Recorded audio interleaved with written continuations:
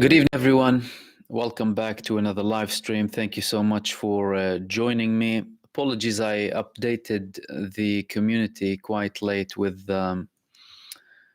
live stream as I prepared to do a live stream with multiple topics tonight and not just one subject as we usually do it. Kind of an all-in-one night tonight where we'll be talking about the crash of the Iranian President Ibrahim Raisi, all of the details behind it, alongside obviously other updates too, and I'll obviously be with you as well with all of your comments and questions too. And I'll begin with this crash. So obviously we heard that the Iranian president was on a visit on the borders with Azerbaijan, opening of a dam, projects that they have with Azerbaijan. Who is Azerbaijan? Who's running the country? What are they about exactly? Azerbaijan is an oil-rich country, a country with gas and lots of resources. And what's the link with Iran and what's the link with Israel? Because obviously we're going to have to talk about the link with Israel, the link with Iran. How is the relationship between all of these countries and what could be behind this crash? Let's start off with the relationship between Azerbaijan and Israel. Azerbaijan and Israel had more intense relationship beginning since 2023. Azerbaijan now is Israel's biggest seller of oil. So Israel gets most of its oil from Azerbaijan. That's something that's very important for people to know. 60% of Israeli oil comes from Azerbaijan. Azerbaijan had good relations with Israel even after the 7th of October. As a matter of fact, Herzog visited the president of Azerbaijan and the latter showed him support. You know, they weren't very vocal about the genocide in Gaza. And they said, we're willing to continue our relations with Israel, no cutting of diplomatic ties whatsoever. The fact that he saw the man and welcomed him in the middle of the genocide.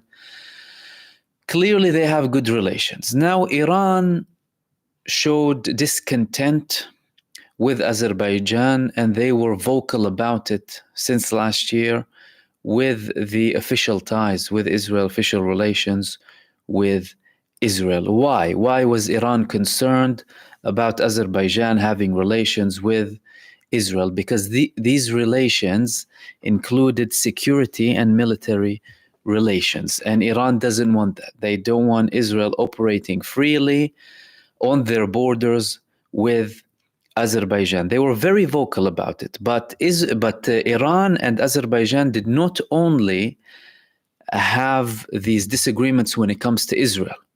They had disagreements on other fronts too. You see, some things are mixed and they are quite complicated. So, for example, the conflict with Nagorno-Karabakh and Armenia.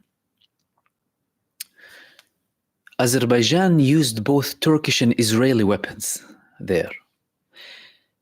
Iran wasn't happy with the operations that were happening with Armenia. They were vocal about that as well. They had very tense relations with Azerbaijan last year, but obviously seeing Azerbaijan as a neighbor, they have to keep some sort of relations, and now they celebrated this new project that they had. Because Iran is also in need of water as well. If you recall, about 5 years ago, Benjamin Netanyahu made this bizarre video about him pouring water in a cup and sending a message to the Iranian people, supporting the Iranian people, saying we can support you with water and your regime is not helpful and we want peace with you, etc. Okay. Raisi was there with the foreign minister, senior executives from Iran, very significant figures in the Iranian government. 3 helicopters, not one. All of them take helicopters. All of the helicopters crash. They're still looking for them to this moment. Initially, they said we had a sign. 2 members of the helicopter contacted them saying that it's a bad situation, but they got a live signal from them. However, the area is very mountainous, so the weather is not great. And I'm going to be talking about the weather in a second, by the way. And they haven't reached them yet. And apparently now it's snowing. Okay. With regards to them knowing the whereabouts of the helicopter, apparently we have a 2-mile radius. A 2-mile radius. It was cloudy, it was foggy. Now it started snowing. I just went to check the weather. The weather didn't show, the weather forecast didn't show that it was snowing, okay? Temperatures between 9 to 17 degrees. Yeah, it can snow, but the snow won't really last, and it's less likely to snow with higher temperatures. Okay. Did they not know that the weather was bad? That's number one. Or was the weather good and then the weather turned bad? Forecast showed that the weather was relatively fine. Okay. If the weather was bad, how can they go with helicopters back to Iran if the weather is bad? You're talking about the top official figures in Iran. That would have been a mistake from Iran. Outright, if they knew, someone made a mistake. It's possible. Maybe someone made a mistake. Who knows? Another possibility is there's a dramatic shift in the weather all of a sudden. We're not taking into consideration sabotage. And the option of sabotage is there. Why? Azerbaijan has ties with Israel. Israel has most of its oil from Azerbaijan. As a matter of fact, they have big trade between them on multiple other levels as well. And they have security ties with us. So there's some operation in Azerbaijan from Israel. And Azerbaijan previously complained about Iran and their operations in Azerbaijan following their ties with Israel. Maybe the Iranians were plotting something against Israeli security service or what have you in Azerbaijan. Okay, so there was likelihood of sabotage. And sabotage could be anything, really. You're talking about helicopters that were made from the 60s, probably modified to an extent, updated, what have you. But if they have freedom in Azerbaijan, they could have sabotaged with airplanes. Why? Because if Israel wants to conduct such a large-scale operation against Iran, and then I will also talk in a bit what they would want out of it and what is the likelihood of them obtaining what they want from this operation. Okay. There's an option for sabotage. That's number one. Number two, if the weather was fine and all of a sudden the weather changed, again, either someone made the mistake or someone interfered with the weather. And interfering with the weather isn't something abnormal. Now, cloud seeding is very normal. Many countries have this technology of cloud seeding. They can make it rain, they can make it snow. There needs to be water within certain proximity with some of these technologies, and that's not missing. So something could have happened there. If that was Israel, why would they want to do that? They want to make it appear as if it's not them. Because although Israel officially did not declare anything, we had unofficial reports, not unofficial reports about people anonymously from the government, officials, okay? On Channel 13, on Israeli Channel 13 today, in Hebrew, obviously, saying that Israel has nothing to do with this. Okay, Israel has nothing to do with this. But this is what they would want, them appearing as if they have nothing to do with this. Why? So they don't get any implications or repercussions, which will be exceptionally heavy. As a matter of fact, they will be fatal. What does Israel want if that was Israel? And there's a likelihood that this was Israel. Although, funny enough, you have the people in Iran going in the streets and praying for their president and the foreign minister. And I'm not going to go into why Israel would want to harm Iran. We all know that by now. Iran's unconditional support for the resistance, and all of these things. That's very evident for everyone. And Israel's been saying bad things about Iran for a very long time.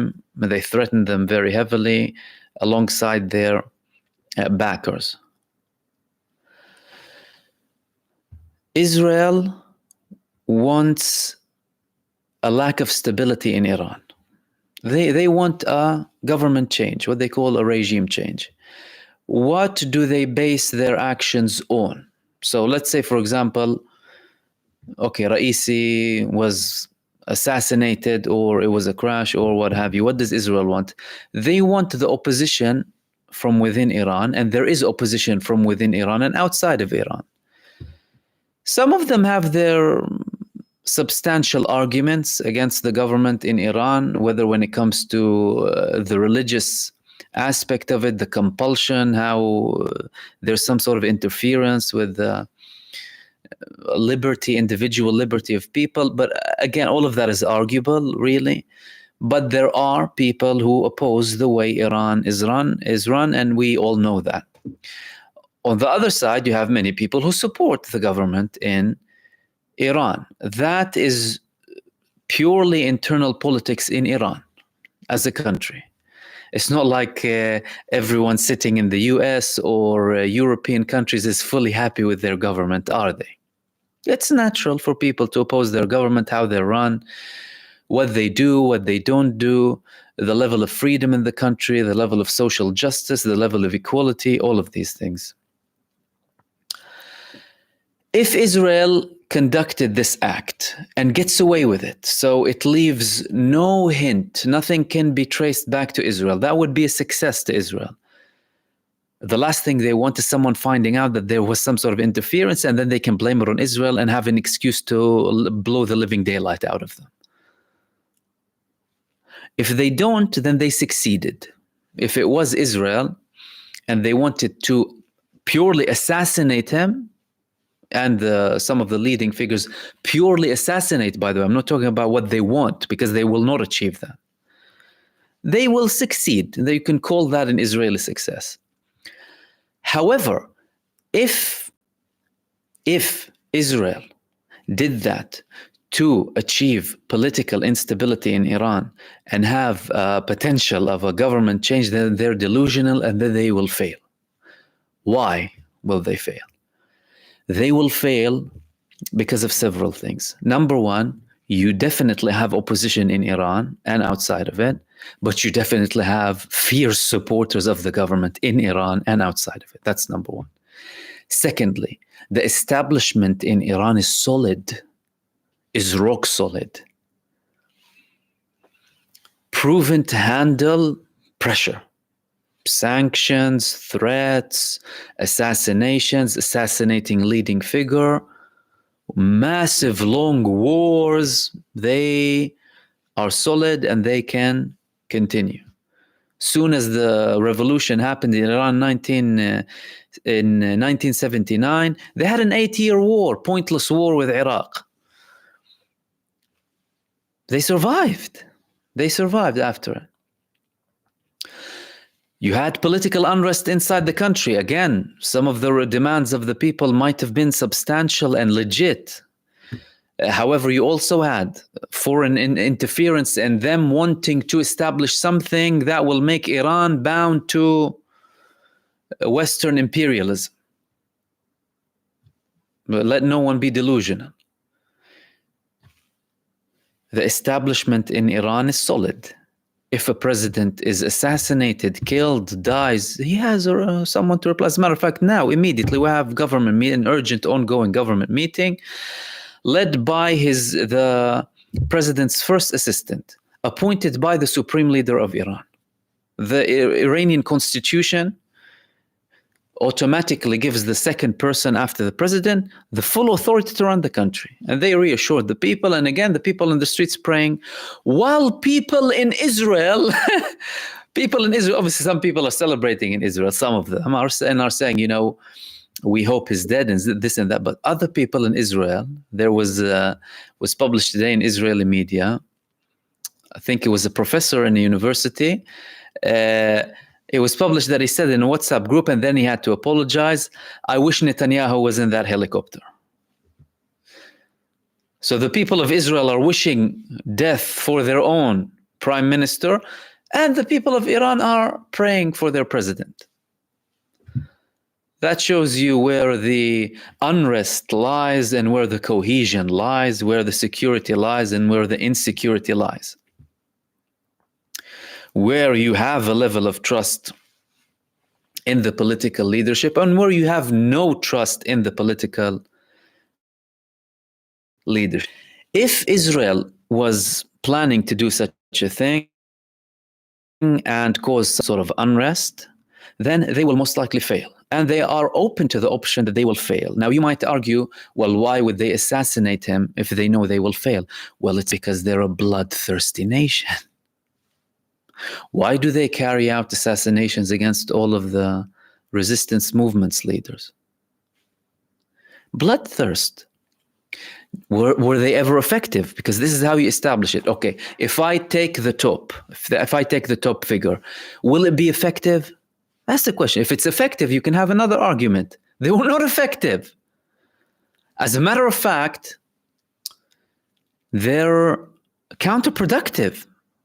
You bring someone who is harsher, who's fiercer. That's what happens. With the Palestinian resistance, they assassinated their spiritual leader, senior leaders. What happened? They only grew stronger and stronger. Why? Because they did not deal with the root cause of the problem. They're dealing with the side effects. They never dealt with the root cause of the problem. Why did they not deal with the root cause of the problem? Because the root cause of the problem is them, and they are delusional. That's why. Okay.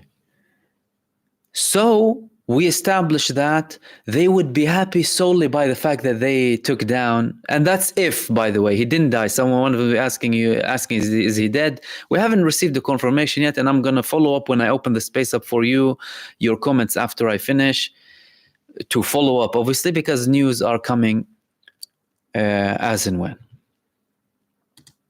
Happy with themselves, because to them, we took the head of, or the president of, the head of the snake, which they call Iran.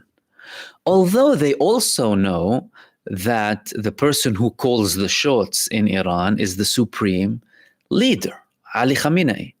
And again, the supreme leader himself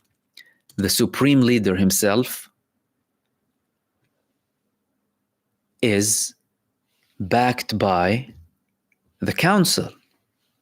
They have a leading council in Iran. So for you to, they affect the person who is elected for president, they affect who becomes the supreme leader. And by the way, Raisi, that's another thing that might be to their benefit, taking down. Raisi was a prospect to replace Ali Khamenei as a supreme leader in the future. They share the same view, and Ali Khamenei likes him very much. The establishment in Iran likes Raisi very much. However, Israel would be, if it was them, would be satisfied with themselves if they carried it out, and if no one found out that it was Israel. Okay.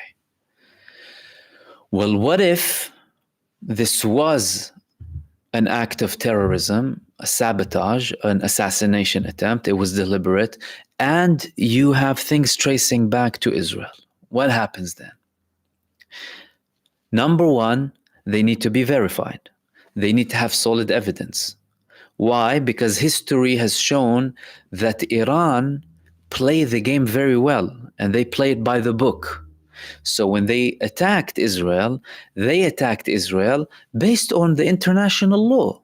They attacked a sovereign part of our country, an embassy / consulate in Syria, even though I didn't think personally that they would attack directly, but they did. Why? Because it was an attack against their sovereign state. So the counterattack, the response had to be from Iran. And then they said it was based on the UN Charter within international law, and we attacked military bases, everything to the T. So if they do find something out, and most likely it'll take some time, obviously, evidence gathering and what have you, it has to be solid for Iran to declare that it was Israel, by the way. They can't just say, oh, we suspect it's Israel like that. They need to have some substantial evidence to establish that opinion on. Well, what if that happens? What if Iran, and so far they're being supported, by the way, with rescue from Turkey. They're helping them, special forces from Turkey and helicopters with sophisticated night vision, what have you. Russia offered to help, even Saudi Arabia offered to help, a couple of other countries, but the only country that definitely is helping is Turkey. They asked for Turkey. Why? Maybe because they are in good relations with Azerbaijan. Azerbaijan is their closest, one of their close allies in the area, and they have experience with the terrain and with the country, and they have the knowledge as well. Okay. They find out, firstly, we find out what happened, okay? What exactly happened? Are they alive? Are they not alive? Because if this was a deliberate attempt and we had this interference with cloud seeding, for example, all of that would have been meticulously calculated. Why? Because you're talking about mountainous areas with very difficult weather. To make it more difficult for the rescue service, it would give the other party who potentially arranged it or carried it out to get rid of anything they need to get rid of, or make it appear like a completely natural thing or an accident, and having the people killed because of the lack of immediate attendance from the rescue services, and they could be affected due to poor weather, bleeding, what have you, all sorts of issues after a crash. Because if you're not immediately treated after a crash, that can have fatal results. Let's say Iran found out, there's been an investigation, and they found out that it was Israel. If that scenario happens, that would probably be the end of Israel. I can tell you that for sure. If Iran retaliated in the manner that they did against Israel, attacking their consulate in Syria, this intense attack, unprecedented, biggest UAV attack all at once in history. They landed everything they wanted to land, surpassing some of the most sophisticated air defense systems on Earth. What would they do to a country? What would they do to a country taking down their president and their foreign minister? That would be most likely, because you can't be talking in an absolutist manner, right? Most likely that will be their end. their demise, they would finally give Iran the excuse to end them, to eliminate them. That's what would happen. That's from the Iranian side. And once I open the space up for you, I'm going to give you more updates because we're going to get more live updates. What is this attack coming? What climate are we having around this? I'm automatically calling it an attack, okay? But what's the climate surrounding this incident? Unprecedented levels of coordination, support, attacks against Israel. Unprecedented. The level of coordination of the resistance movements, all of them supported by Iran, is unprecedented. It was never like that in history. And obviously Israel's suffering on every level. Public opinion, everyone knows them by now. They've exposed themselves. They're losing the battles in Gaza. They're losing the battles with Lebanon. Just Iran that they're not very happy with. They're not happy with anyone who's very vocal against them. Now, one of the people who they're vocally not happy with is Erdogan. Now, obviously, there's the argument that Erdogan did not reach the level that he spoke at when it comes to the genocide in Gaza. He still had some sort of relations with Israel up until not long ago, but things are intensifying. He previously called Netanyahu Hitler. He constantly legitimizes the resistance. And they don't give Israel an easy life, to say the least. And this went almost undetected. We had another coup attempt in Turkey. Turkey is very known to have coup attempts previously. They assassinated Adnan Menderes, a democratically elected prime minister previously. They forced Erbakan out of the government previously. Erdogan was obviously his follower, and then he established another party. Erdogan knew how to play the game, and he started taking away the military rule of Turkey because it was similar to Egypt. The military was running the country, and if whatever came in democracy did not suit the military, they would get rid of it.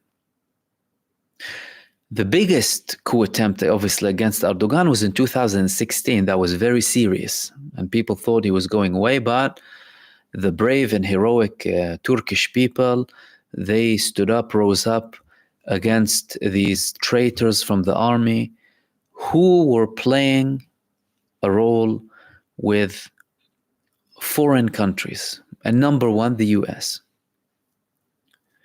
Why? They didn't like the fact that Turkey was growing stronger and stronger, having a more geopolitical influence, expanding their reach, and the fact that they're still in the NATO, but not really abiding by everything to do with the NATO, and their closer ties with Russia, and with them supporting the resistance in Palestine. They didn't like that. The growing military industry, very sophisticated now. They have their own latest generation fighter jet, Kaan, alongside the drones, UAVs, all of that. They don't want that. They want poor nations. They obviously took their debt off from the international greedy banks, and they don't like that. They want countries like Turkey to be a servant, okay, to be weak. And obviously had Trump trying to put more financial pressure on them previously. Okay. That coup attempt failed. But there was another coup attempt, which was reported, funny enough. You didn't really see it in the mainstream, but this was reported a couple of days ago in the Daily Sabah in Turkey. The report said, Daily Sabah is a Turkish newspaper, obviously, that was on their website. Amid allegations of a new coup attempt against the government and the president, Interior Minister Ali Yerlikaya issued a lengthy statement on Wednesday. Yerlikaya said that they would destroy the conspiracy and bring the culprits to justice.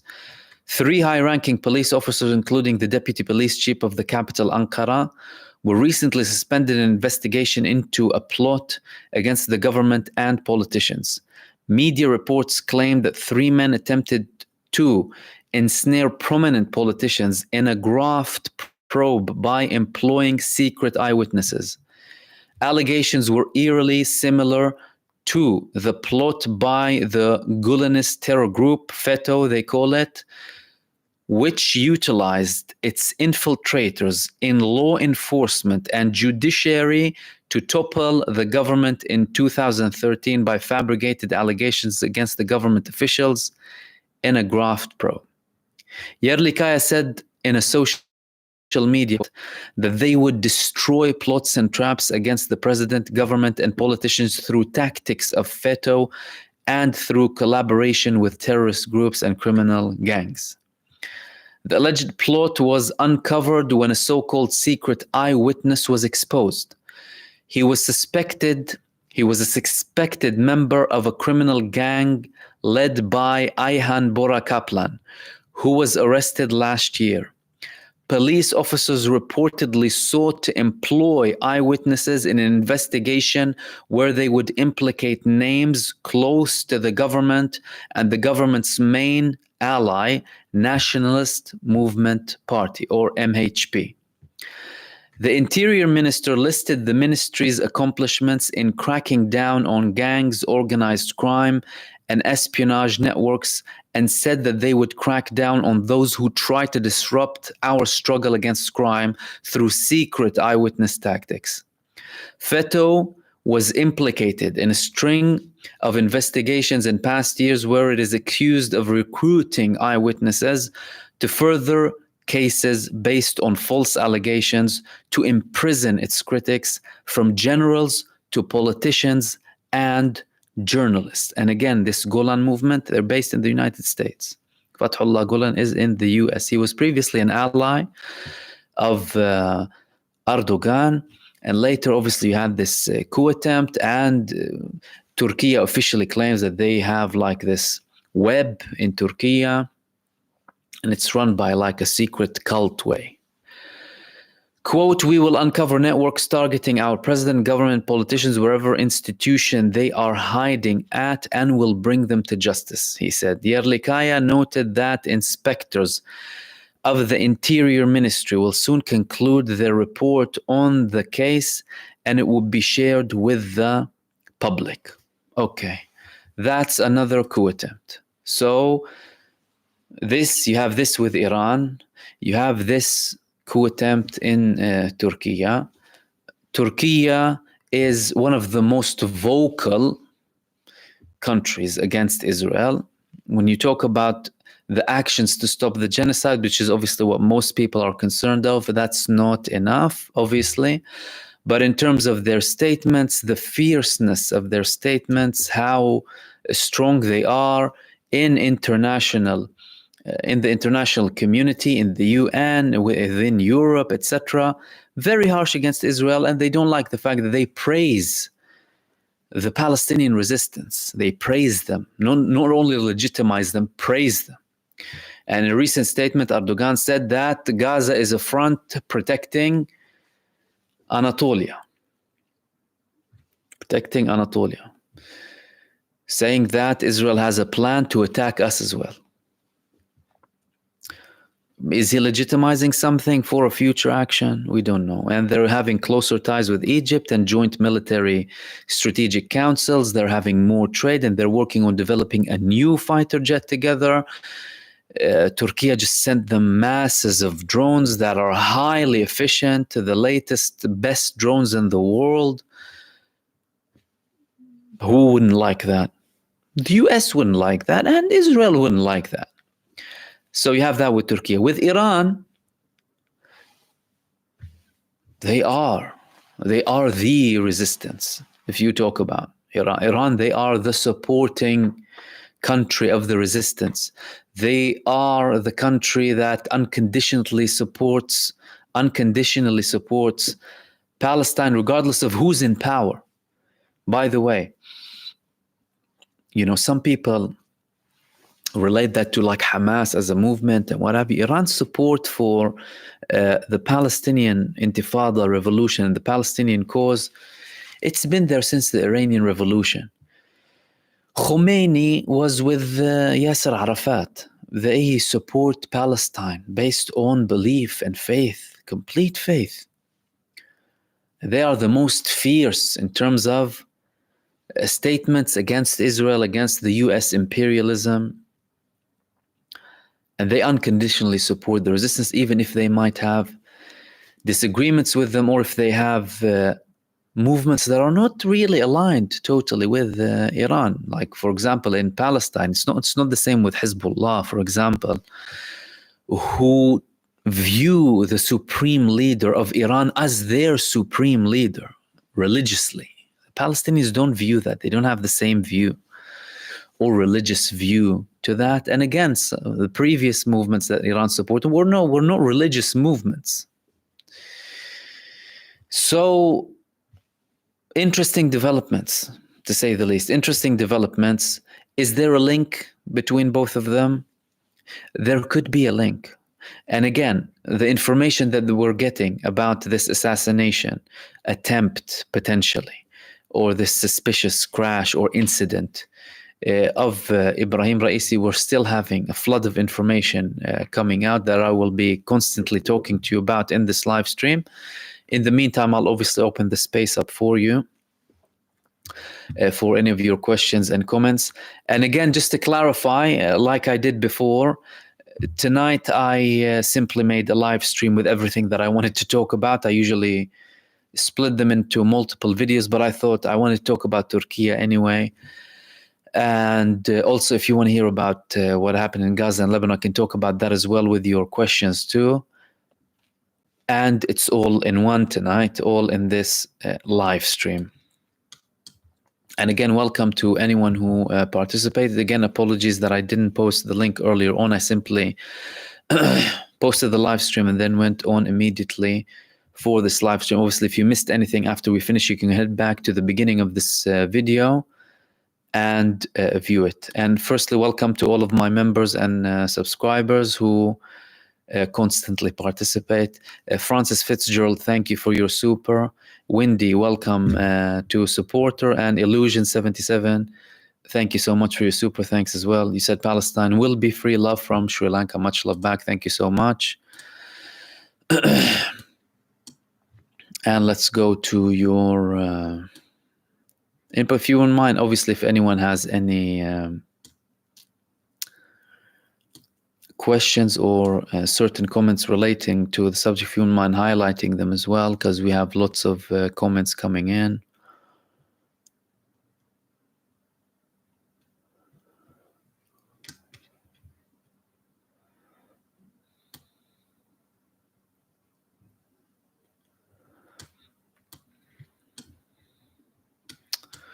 Let's go from the beginning.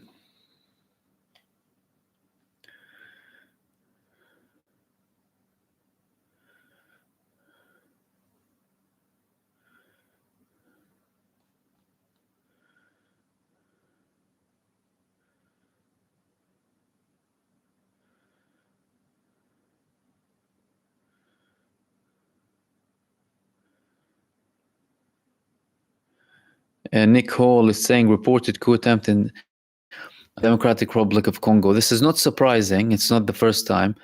Apparently, they took them down, the people in Congo. But there's a shift. There's a trend now in Africa. The colonizers are being expelled back to where they belong. Still, colonization still exists in Africa. Slowly but surely, it's going away. East Africa, Central Africa, French, American forces out. That's it. What were you doing anyway? What were you doing? Supporting us thrive? Supporting our communities? Or treating us as subhuman slaves and taking advantage, taking all of our resources for financial greed? That's what they do. And that's it. They're ending everywhere. That's it. the neo-colonialist supremacy is is getting out. And it's not even slow now, by the way. From Africa, and I spoke about, like, some people are calling now the Chinese relations with Africa, the Chinese colonization. The Chinese are not you. The Chinese don't have the approach that you have with anyone else in the world, this supremacist, arrogant approach, looking at everyone as if they're below you.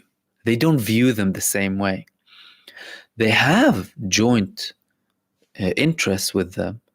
They'll create infrastructure. They obviously have some sort of benefit from. Absolutely. Who does something that for nothing? However, just about 5 years ago, China took off 50 billion of African nations' debt. And they have investments and support in infrastructure. The latest protest we had in one of those countries, we saw people going with flags of China, flags of Russia. Did you see them with an American or French flag supporting them one day? They don't view these other countries as they view France or the US or supremacist, racist colonizers. They call themselves colonizers.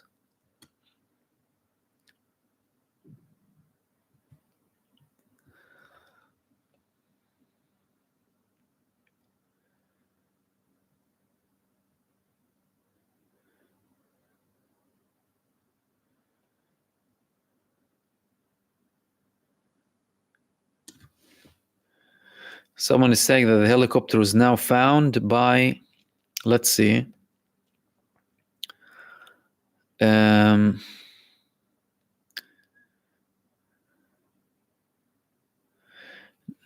Okay, 46 minutes ago, it hasn't been found yet.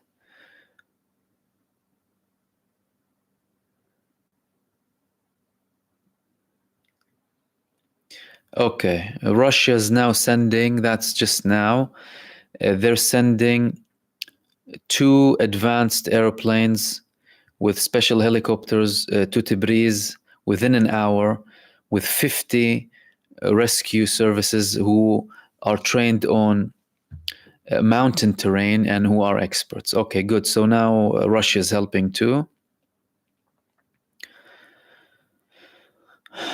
And in the same feed, what do you see?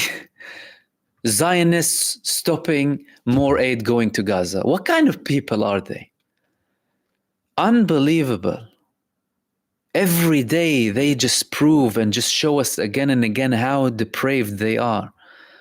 But now there's this guy who's going with the truck and not stopping. Let me have a look. Look, there's this guy trying to stop him, and he's clearly even the truck drivers in Israel have had enough of them. Okay, let's see if we had any confirmation about this helicopter. No. But obviously, they're sending the rescue service. Look, it's very suspicious, to say the least. Very suspicious. Samah, thank you for your comments. Thank you for all you do. Always my pleasure, and thank you. And let's see, what else do we have here from your comments?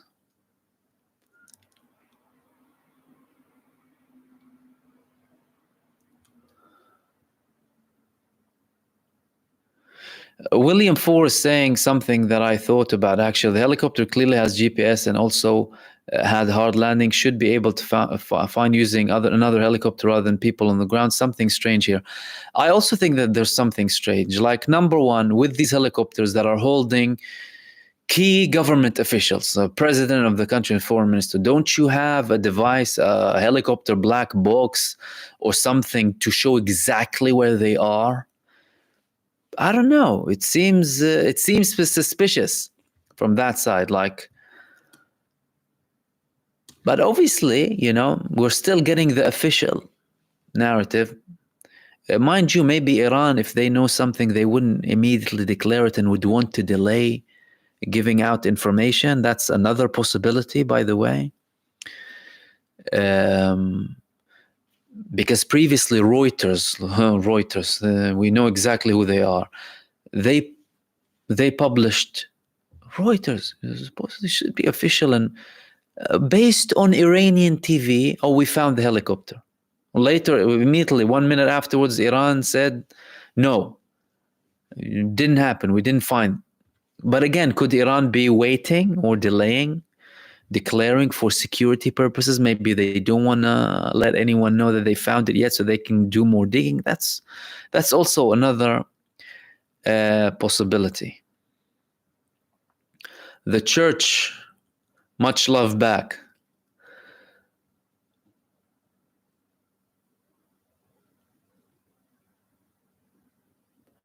Mind over matter is asking if it's found that Israel shot the helicopter down.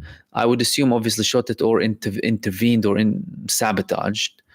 What do you think the response from Iran will be? The response will be probably the demise of Israel. Iran would finally have the excuse to go all out on Israel. And then Israel, well, what are they going to do? Send another quadcopter they bought on Amazon to Iran with a couple of fireworks? They're going to have to do something. Is the US going to support them, though? We're not sure. Could be the final goodbye. And then the US will say, okay, look, we didn't learn it the good way. We're going to have to learn it the hard way. What can we do? Because so far, it's not just Israel that's proving that they only understand the language of force. It's every country who backs it. It's like you're backing a genocidal state and you're refusing to put pressure on them to give equality to the Palestinian people. What the hell are the Palestinian people asking for? Equality. Equal rights between the Jordan River to the sea. If we had equality, would anyone complain and raise flags? No. It doesn't matter what the country's called, by the way.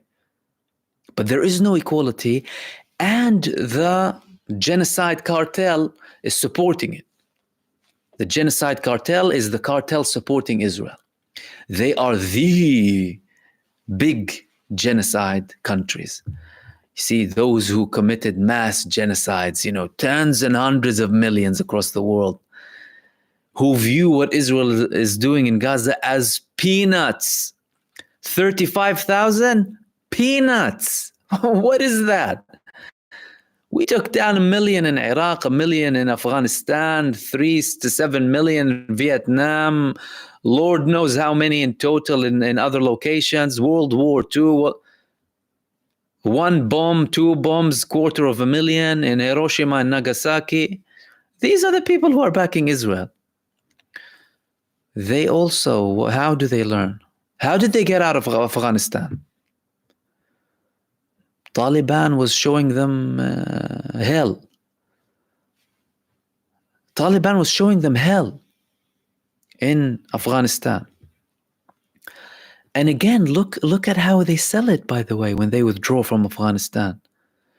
They go and invade this country 5,000 miles away because they want to take down the baddies with the beard and turbans, and they're worried about women's rights in Afghanistan. Shut up.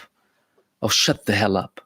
But okay, you go there to do all of that, you democratic, enlightened state, to take down the Taliban. Taliban gives them a beating. Obviously, in the meantime, they stole opium and heroin and took it in CIA planes to America. That's another story. They decided that the job is done. Trillions of dollars of taxpayers' money later, job is done. What job? What job? You went there to take down the Taliban, you stayed there for 20 years and you get out and they come back the next day. What kind of a joke is this?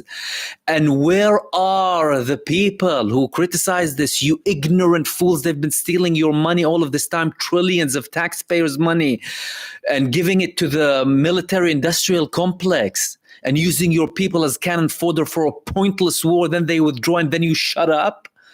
What's wrong with people? And it went by. Oh, Biden decided we're going to withdraw from Afghanistan. And they leave some American weapons too for them. They leave a couple of Apaches, a couple of helicopters, ammunition. Taliban, go ahead. And they take them off the terror list, by the way. Now Taliban are not terrorists, by the way. Do you know that? In case you don't know, Taliban is not a prescribed organization now. They're not terrorists. Why? Because the US said so.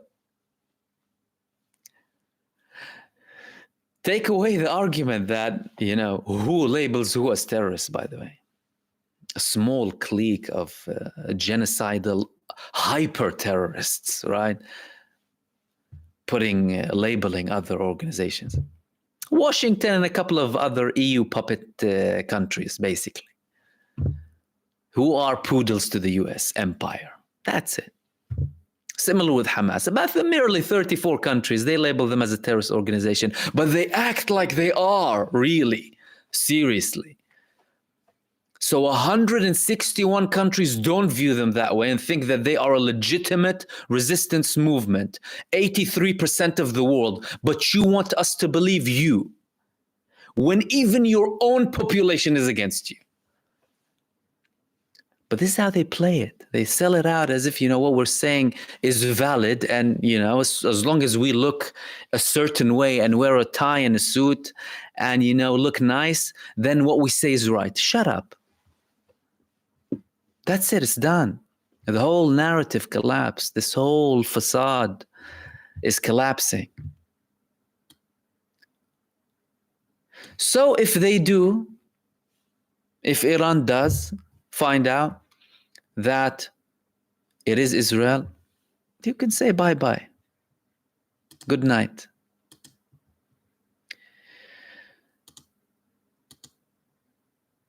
And John Doe, thank you so much for your super. You said, if Rais is found alive, inshallah, with his minister and the crew, then Israel is lost.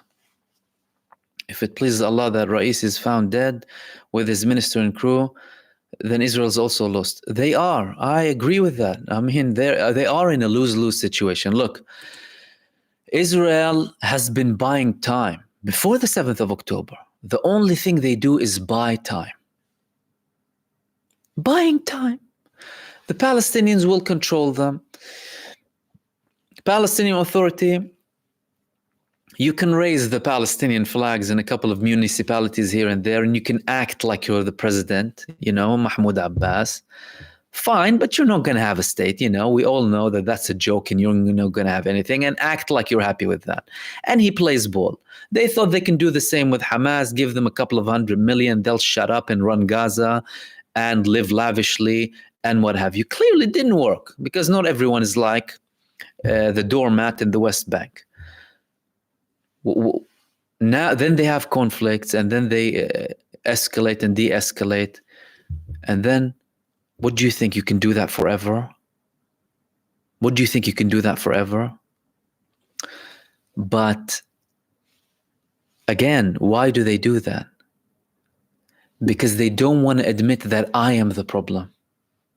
No self-reflection whatsoever. The typical behavior of a psychopath, a lunatic maniac. They can't see anything.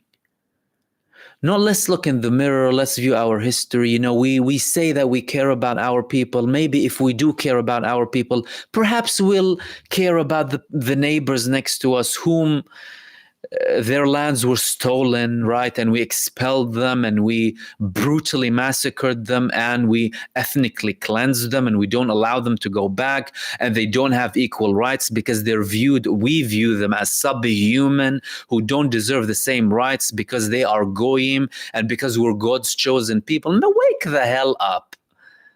Wake up. But it's more difficult for them to wake up. It's more difficult. Psychopathic. They won't look in the mirror and realize, hold on a second, I'm the problem. I am the virus. And guess what? I'm going to deal with it. Now that's Israel. That coming from them is quite difficult. It's very difficult. They indoctrinate everyone. They brainwash them from day one. And they based themselves, they established their state on ethnic and religious supremacy and violence and terror and murder and genocide and slaughter. It's difficult for them to realize that they're on a power trip and they're supported by land of the free, by the land of the free. They're supported by them. And other enlightened countries who care a lot about democracy. The way they feel it is if they physically feel it. Okay, some countries stop dealing with them, boycott, divestment, sanctions, threaten with some military action. Because Lord knows these people prove that they only understand the use of force. Again, they occupied Sinai, went out by force, occupied South Lebanon, went out by force, occupied Gaza, went out by force. What does that say? Is there a pattern? Yes, there is a pattern. What's the pattern? If you beat us, we'll understand. So if you hit me, I'll get it. This is what Israel's saying. I want to kill you. I'm an expansionist, neo-colonialist, racist project, and I'm gonna come and occupy you because I'm an entitled, spoiled, arrogant little brat and the bully of the neighborhood. And guess what? I'm backed by the world's superpower. Unless I get a beating, if you beat me, if I suffer, then I'll take a step back like a rat. That's what's happening now. They're taking a step back because they're getting a beating. Does it have to be this way? It doesn't have to be this way, no. How can it be avoidable? Implement equality. Implement equality between the Jordan River to the sea. Equal rights for everyone, regardless of their race, religion, nationality, ideology, belief, non-belief, whatever it is. Equal rights means ending it. Obviously, that doesn't mean everything is going to be perfect. The next day, you'll still have some sort of problems, but the core essence, finally, the Palestinian people are breathing, But they don't want to do that. They don't want to do that. How do you deal with it? Well, the people who are victims, they know how to deal with it. They know how to deal with it. And those who support Israel, they're learning bit by bit they're learning how Israel truly understands and how they also understand. It's one sad state of affairs, but that's just the way it is.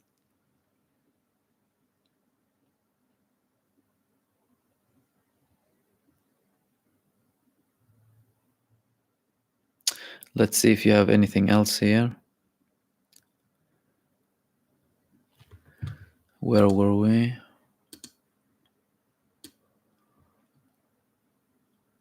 Lucas Brown, fentanyl replaced heroin just as the US withdraws from Afghanistan. Yeah, there was a leak back it was before 2010, CIA plane with 60 tons of opium from Afghanistan to the US.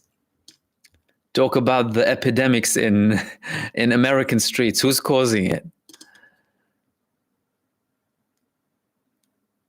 And Matlas X, thank you for your super thanks. You're saying, wow, I just looked it up. The Taliban are not on the terror list, but the IRGC and the Houthis are on the list. Exactly. How it suits the United States.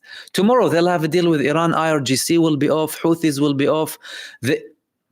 What am I talking about? They offered them to be off. If you submit to our will.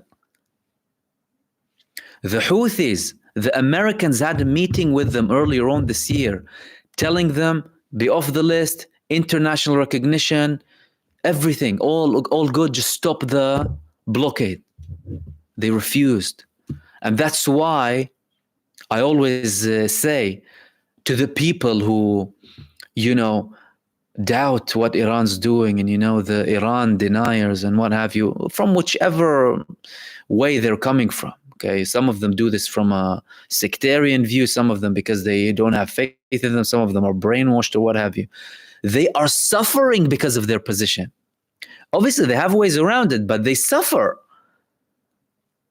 And they have other options. Lift your support.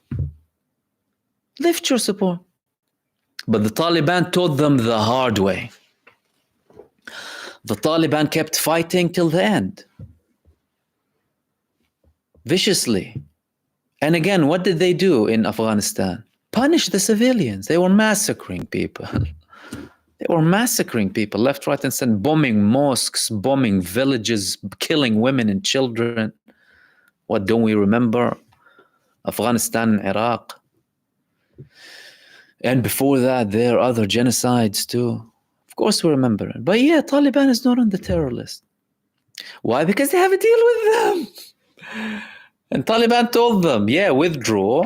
Clearly they tried to bargain with them. They told them, withdraw everyone, don't interfere, probably some guarantees you won't reinvade or something, and take us off your terror list.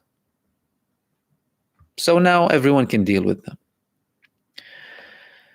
And if this persists now, tomorrow Hamas will be off. The hell, Hamas tomorrow, wait. They'll probably get a Nobel Peace Prize at some point, like Nelson Mandela did. He was a terrorist, wasn't he? And then everyone who used to label him as a terrorist, like, they shut up. Oh, no, we didn't say that. No. You called him a terrorist before because he was fighting for equality. That's how they do it. They use the word terror, right? We know who created terror. We know who created terror. We know who is the great grand master of terror.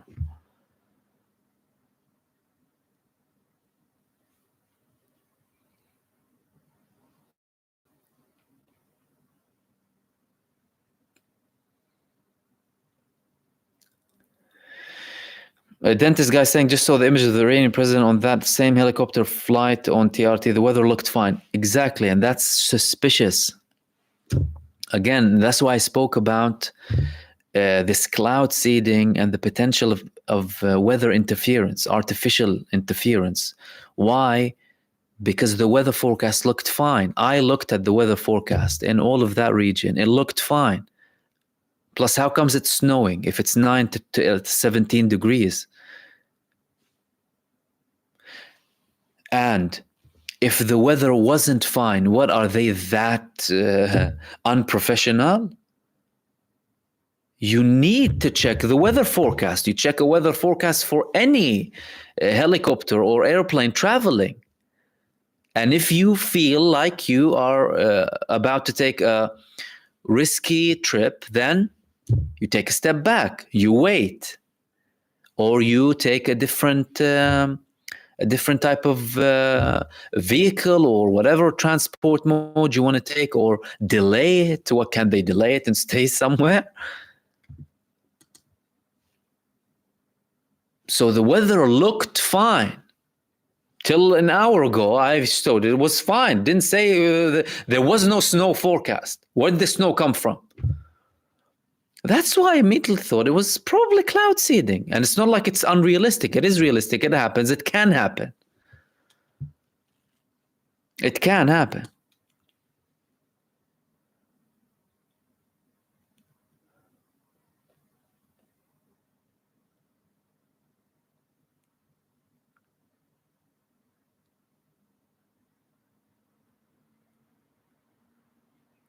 Abna Dalil is saying, isn't it possible with the weather changing as cloud seeding has become the norm in some Arab countries,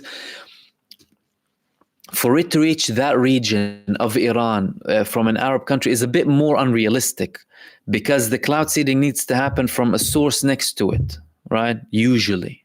Okay, there are different ways with this cloud seeding.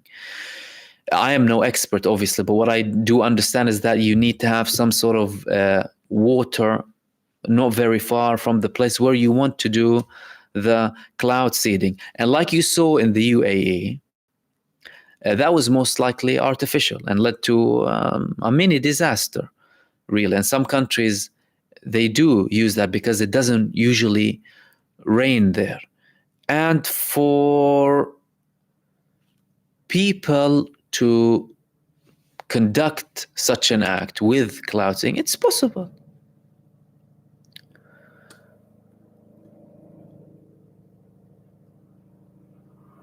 Kirk Duckerty, firstly, thank you, brother, for your dedication. You said George Washington said, stay out of foreign affairs. Obviously, my government ignored this. Yes, you had many previous US presidents who had wisdom and who had a vision. That was clearly ignored by the people who followed them and by the people who have other motives rather than the people's interest. That's why they get assassinated and taken off. Dentist guy is also mentioning about the opium export after the US invasion. It skyrocketed after the US invasion in 2000. Yes, because Taliban prevented it. Taliban are the people who battle drugs. And there's a difference, obviously, between trying to use some of it for medicinal purposes, for example, for the pharma industry, as long as you're not, having epidemics like the US is doing. But the US, that's it. They took all of Taliban off. Opium was going in CIA planes to the West.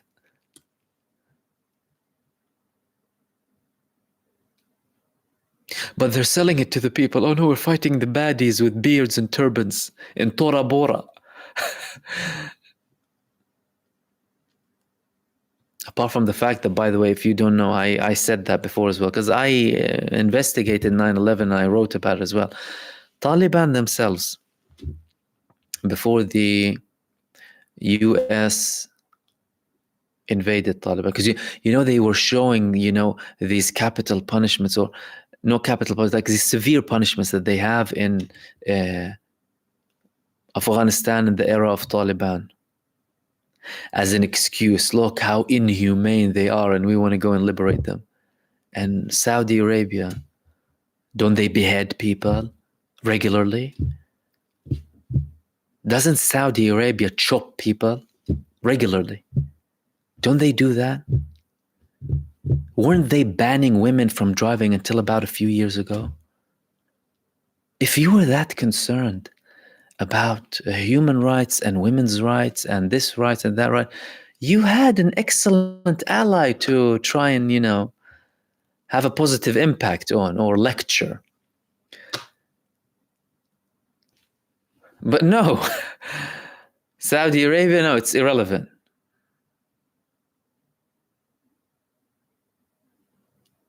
And Amin Danya, thank you for your super. You said, God knows how things turn out in the Middle East if Iran's president's helicopter is a foul play, especially for Israel. I think if they do, but again, they would need to have substantial evidence. If they do have substantial evidence, it could be catastrophic. If they don't, that's obviously a different story. But I think if they do suspect that it's sabotage, it's not natural, they investigate everything and they wrap up, and then they will keep working up until they find the link. This is what I think. Whether now or later on, but they will try and do it sooner than later.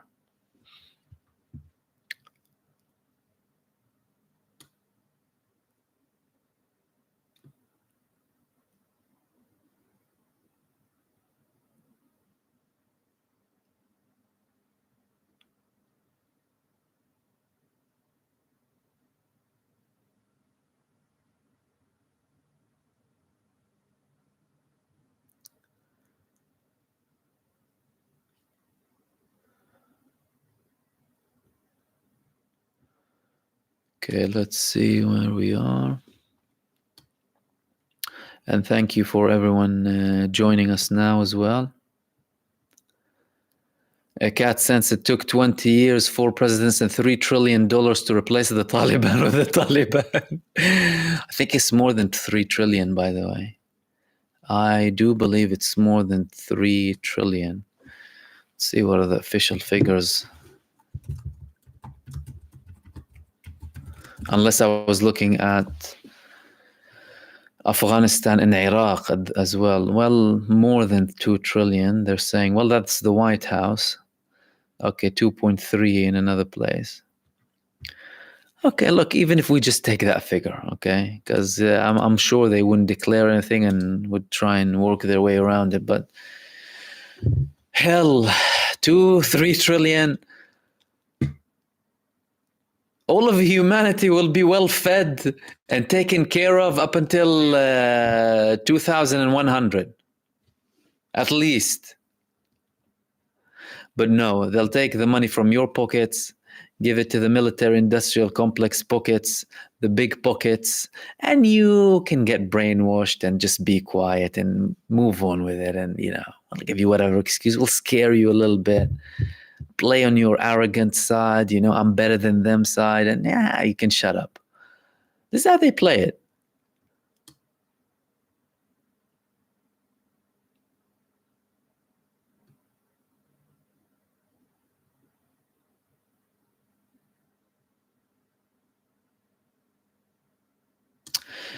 Cat Sense, Windy Mill is saying, replying to Cat Sense saying, sad but true, the US economy is a war economy.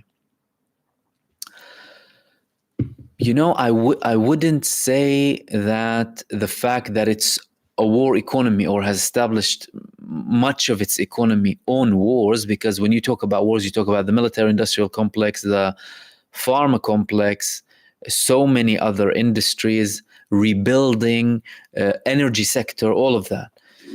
But because the same people who would finance the war would finance the rebuilding. But that, some people use that to legitimize this type of economy, and that's dangerous. That's the only thing that I would say. And there is another way. So let's say, for example, you still want to fund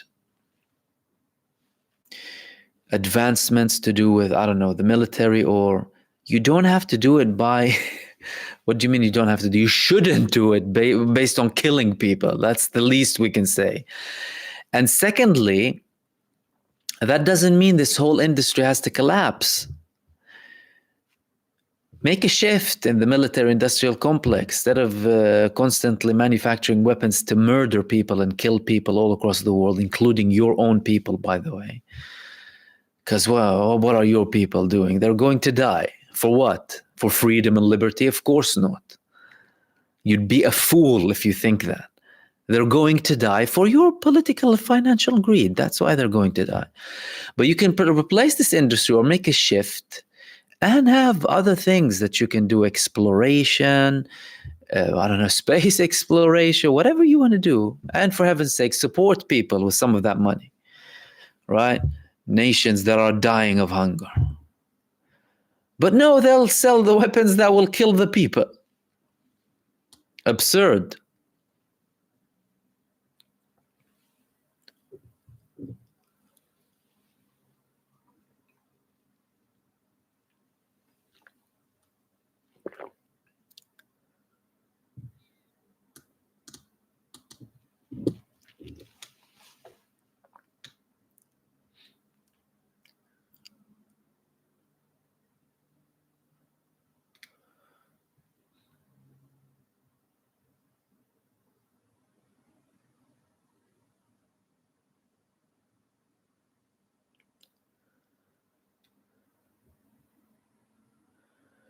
Let's see where we reached.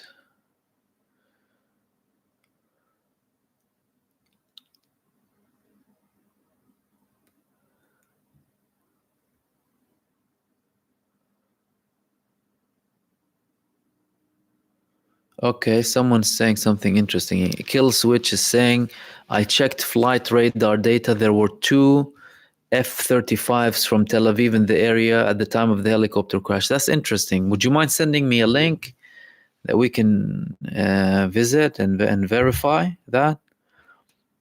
That would be substantial information.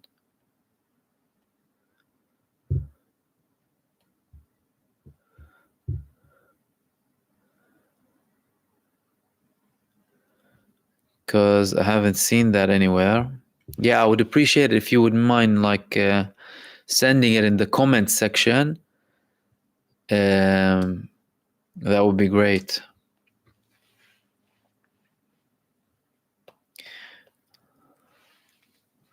That was from flight. You said it's from Flight Radar Tracker 24. Okay, that's very interesting. I'll definitely look into that. Well, two F-35s in the area when the Iranian president's helicopter crash. Well, if that's true, then that's so substantial.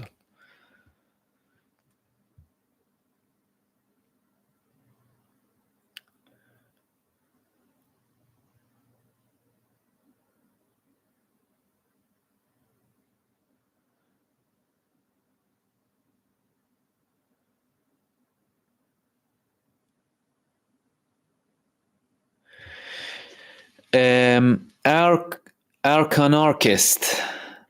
I don't think it required weather manipulation. They were using an American heli, and in any fuel systems externally they replaced, they would have been with American parts, which all have back doors built into the chip architecture. That is very interesting, really. That's a very interesting input. And who knows? That could really happen. But there are so many suspicious things. So many suspicious things with all of this, especially when it comes to the weather.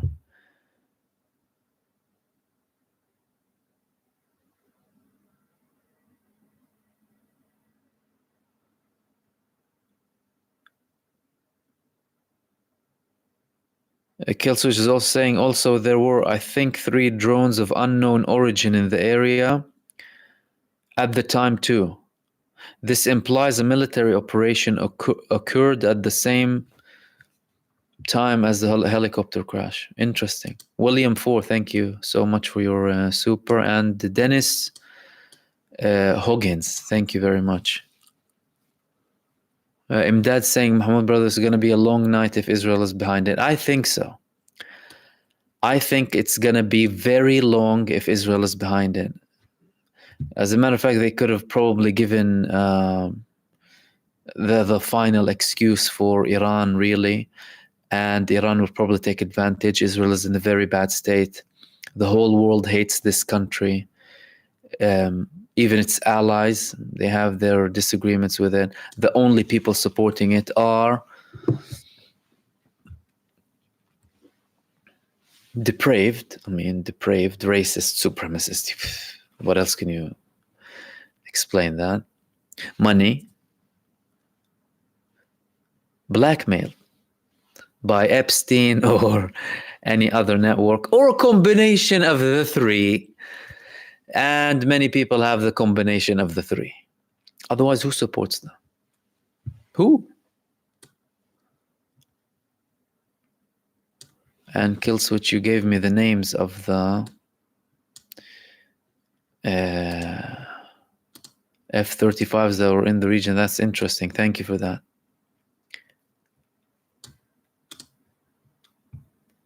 And John Doe, thank you. You said, I'm convinced that Israel is responsible for the crash and the Turkish coup. This is a sign that Bibi is desperate. These events will not change the fate of Israel. It will lose and go. Look, I highly suspect so, to say the least. um, because Israel definitely had an interference previously. And by the way, something that some of you might not know. Obviously, Turkey, they have tensions with some of the Kurdish movements who seek independence. Obviously, Erdogan tried to pacify that and had some sort of deals with them previously, and has some sort of popularity amongst some of the Kurdish population. But Israel, as the US, as the UK, they use, and that's why they made these divisions, really, in the first place, to continue the fight and destabilize nations. And Kurdistan is a prime example. They're split now between Iran, Iraq, Turkey, and Syria, because someone decided to draw the map like that. Okay. When the flotilla went, the Freedom Flotilla, which was raided by Israeli special forces. And by the way, the people, they took down 9 Israeli soldiers at the time. They killed a few of them. But then, I'm not sure if it's 9, but 9 of them were killed. But they also killed a few Israeli soldiers from the special forces, by the way. There were pictures of them being beaten and crying and like that, with people with sticks. It was so humiliating for them. And they killed 9 people. Turkish people.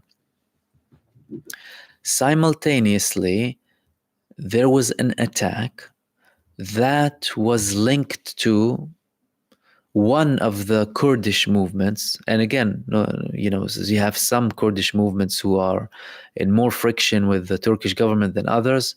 But one of them, not sure if it was the PKK at the time, all of a sudden they're launching missiles at a Turkish port near Istanbul, if I'm not mistaken.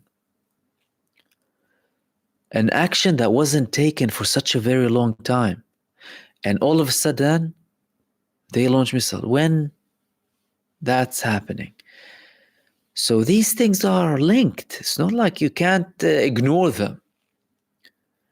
And when you link them, you have an argument for that linking. I'm obsessed with you, therefore I'll use my allies here to conduct an operation like that against you. That's why when I started talking about Azerbaijan, I spoke about the link between Azerbaijan and Israel. And the fact that they haven't said anything negative about Israel committing a genocide in Gaza for that long. And about the frictions between them and Iran. And about Iran threatening, or not threatening exactly, disapproving of Azerbaijan's military and security relations with Israel. That's something problematic for Iran. However, all of that signals to what? To some sort of freedom when it comes to Israel. And there's a big difference between a country operating in a hostile environment and a country operating in a more friendly environment, where they would have friends, they would have some sort of freedom of movement. Although that country might not completely know about the operation, but it's different, to say the least. And again, thank you again, John Doe, thank you for your super. And you also said Israel might have deliberately left fingerprints on the crime scenes, force Iran to declare war. If this happens, my guess is that Iran will vitrify Israel once and for all, 30 million with a few supersonic missiles, and that the US will not lift a finger. Look, if the US already said that we're not going to participate in this, why will they participate now? For the sake of who?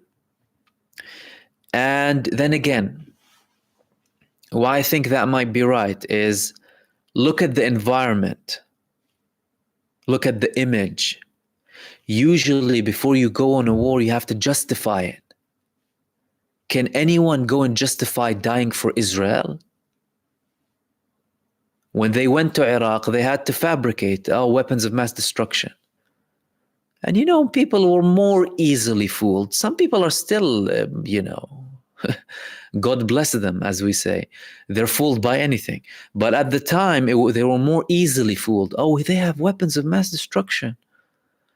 And they are the baddies in Tora Bora Mountains, wearing turbans with beards. And Saddam is the baddie. You had relations with Saddam Hussein before. What happened? They had to justify. How are they going to justify going and helping Israel now, when their people are in the streets calling to end Israel as an apartheid entity? How on earth are they going to justify it? Someone tell me. You have people in the US military resigning and making it public to prove a point. I no longer want to even serve in this army altogether. Why? Because I feel bad because of what they're doing. Let alone going and dying for who? Bibi Netanyahu and Sarah Netanyahu and his son. His son is in Miami. Might as well take his son and bring him back to fight. So what would the US person think? Oh, hold on. I want to go and die for Israel when the prime minister's son is in Miami swimming, enjoying a lavish lifestyle with security 24/7 with his, I don't know, girlfriend or boyfriend or whatever he's into. I'm not sure. I don't know these people. Amin Dani as well. Thank you for your super. You said, what international state reactions will there be? What will they say if they find the helicopter was attacked? How do you think the resistance would react?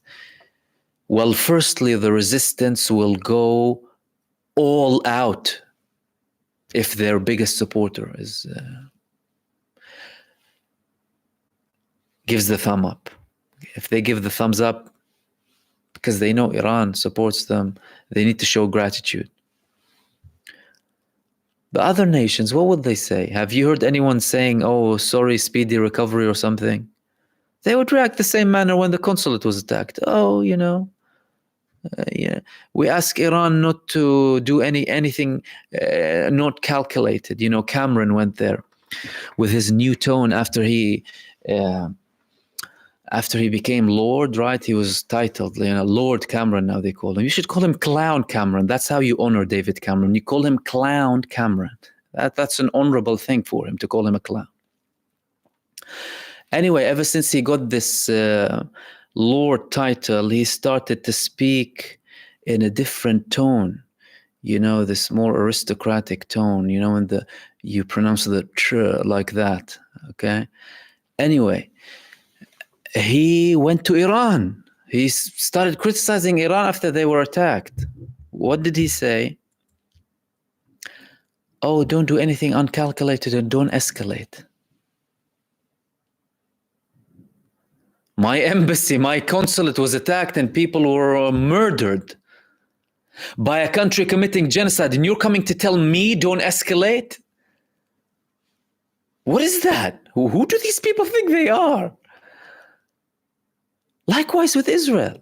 Oh no, we still need to support them with weapons. They would be careless. They don't care if Iran goes down. They want them down. Same thing with Russia. If the whole state goes down and the people are slaughtered, they'll legitimize it like they legitimize the genocide in Gaza. And covering it up is legitimizing. And not publishing the truth is legitimizing. And not revealing everything is legitimizing. And not calling on Israel what you should call on Israel and order them to is legitimizing. All of that is legitimization and participation, by the way. And they'll do the same thing with Iran. And they wouldn't care if 2 million Iranians die, including the ones who oppose the government. They wouldn't care. To them, we got rid of this government. Let's bring someone else. Even if they're a dictator, by the way, even if they're a brutal dictator who's merciless, complete authoritarianism, no, he's fine. So long as he serves our interests. They did that in Latin America. They did that in Africa. They did that everywhere in the world. They don't care.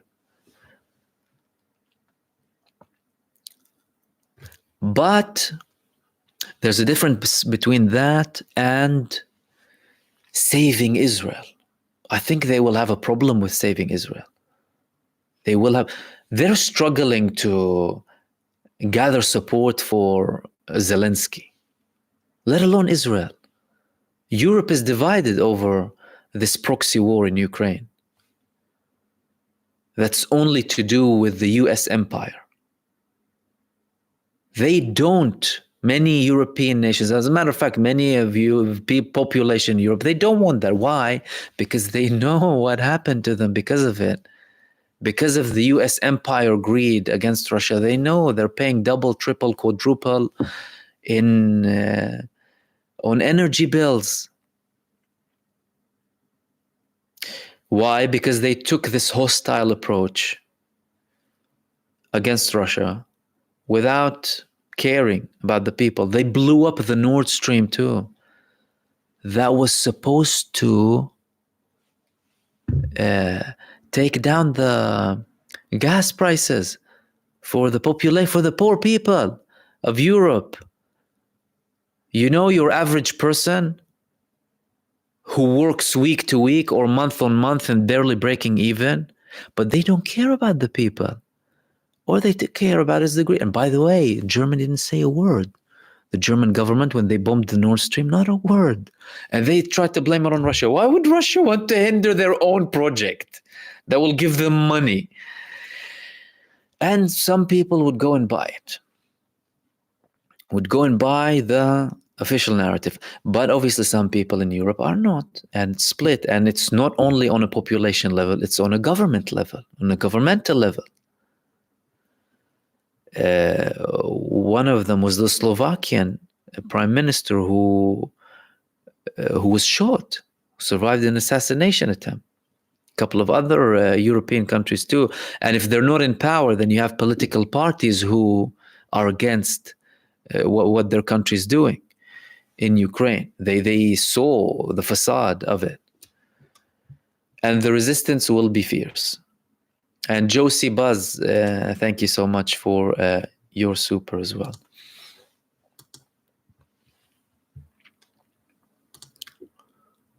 And Jawad Khurshid, thank you as well. You said keep spreading the truth. Liberation is near, inshallah. Thank you so much, brother. I appreciate that. Where did we reach?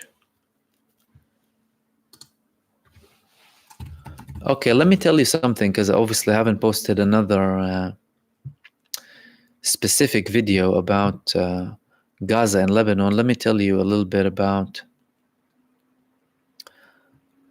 what happened today. Hold on a second. Let me check if there's something new.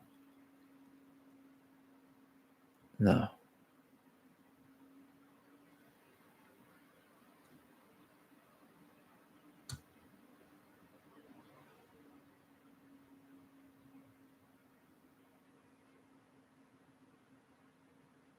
So, let me tell you a little bit about the Palestinian resistance, by the way. The Palestinian resistance, ladies and gentlemen, still had another intense day today. The Palestinian resistance. I'll continue with the Palestinian resistance. I'll tell you about Lebanon for a bit. So, some of the recent... Obviously, we're having problems spreading the truth about the reality in Gaza. Someone or some people, or some platforms get offended by images of children's bodies dead. Do you think I like seeing these images? Do you think I like seeing the images of dead children in Gaza? I don't. It's traumatizing to many people. But in many cases, you need to publish them. Why? Well, because they're not showing you, are they? They're not on mainstream media, even blurred or what have you. Because why? because they don't care about the lives of the babies and children of Gaza. So I had one of the images that I posted today removed.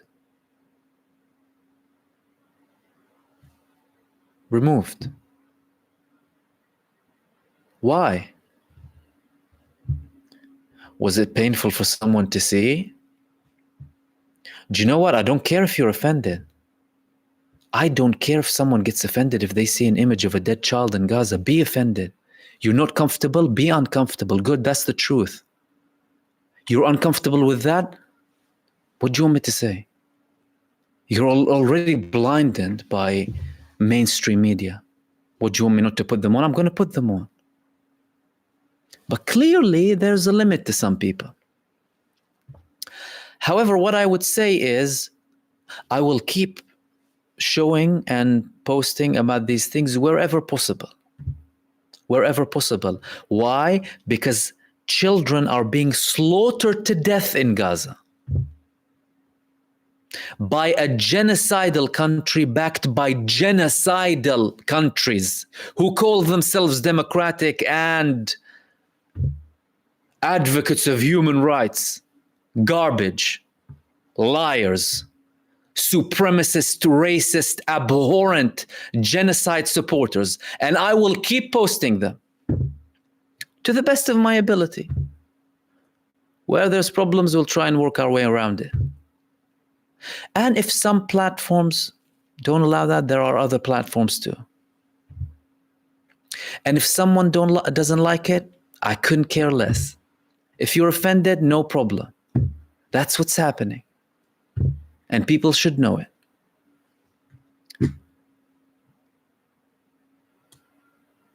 They're butchering children. Okay? They're butchering children and women and innocent civilians. Why do they do that? It's because they want to cover up their military failure. So they punish the population. They punish the people. This is how they operate. Like one of you said the other day, Hamas is now collateral damage. And the target are the people of Gaza. That's so true. The resistance is collateral damage. And Hamas, you know, the people are the target. The people are the target. And why are they massacring the people? They're massacring the people because they're getting the worst time of their life.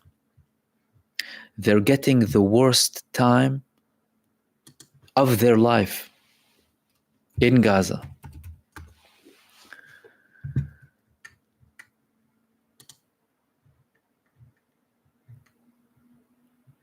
And look what they did today.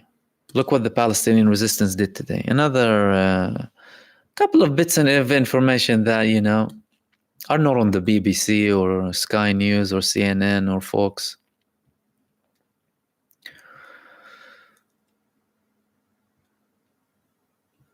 They sniped a soldier in Netzarim. They took down a sniper that was boasting about murdering and killing people. Bang, they took him down. They fired missiles on Sderot. They targeted 2 tanks with a Yasin 105 in Jabalia. They had an ambush for 6 Israeli soldiers, videoing them coming into the ambush where they wanted to withdraw them with their dog. And they went to sleep. Also, they destroyed Israeli forces inside the Rafah land crossing with mortar shells. That's Al-Qassam only. They targeted another Merkava 4 with a Yasin 105 next to Imad Aql Mosque. What mosque? Are there any mosques still standing in Gaza? Israel destroyed, you know how much? 600 mosques in Gaza. 600 mosques. But guess what? The people are still praying under the destroyed mosque. They'll go and pray with destruction and Jum'ah prayers and every prayer, and they'll go and pray, including obviously 3 churches. You have a small Christian community, and obviously Israel can't miss anyone. Everyone, come on. They didn't even play it cleverly. We like show like, oh, we're just against the Muslims, right? No, they'll go against the Christians too. Our Christian brothers and sisters, we suffer the same fate in Palestine. Many of them were ethnically cleansed, destroyed, left their homes, assassinated. Shireen Abu Aqli, don't you remember? Assassinated while she was covering and reporting from Jenin. What do? They go and attack her in a Christian hospital.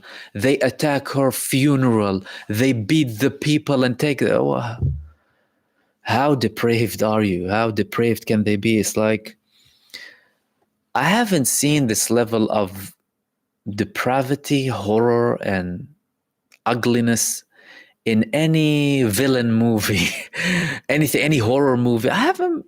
You're watching it live. And again, covering up what they suffer.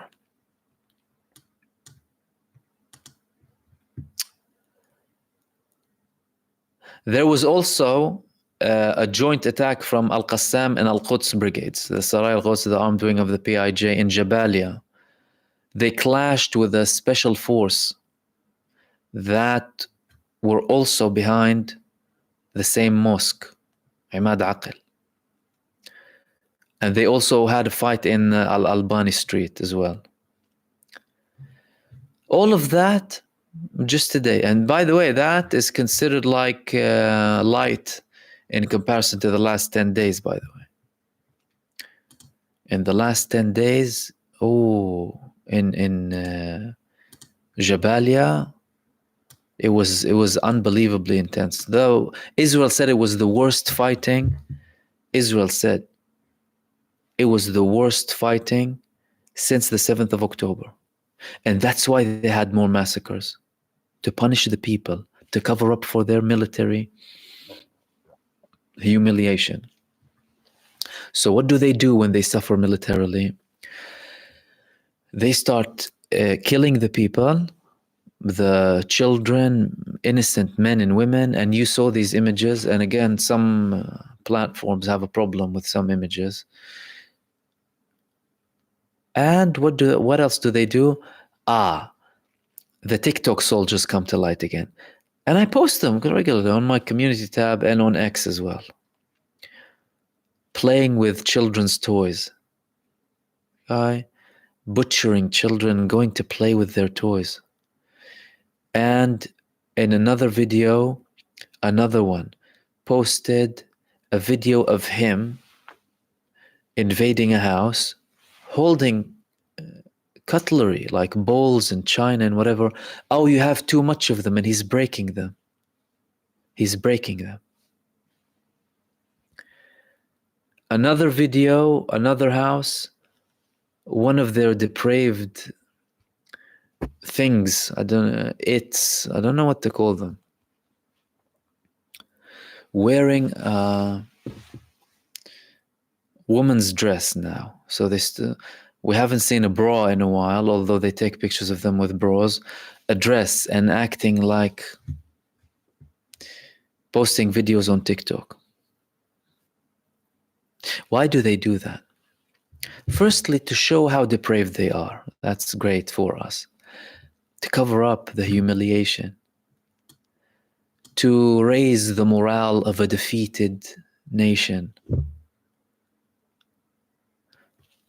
To try and make a pathetic attempt to make a sign of victory that they did not achieve, a sign of victory that they will not achieve.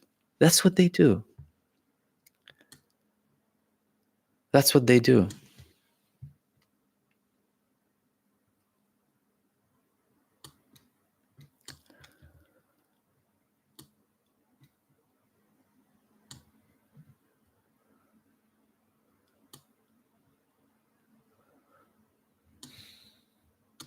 That was from Gaza, by the way.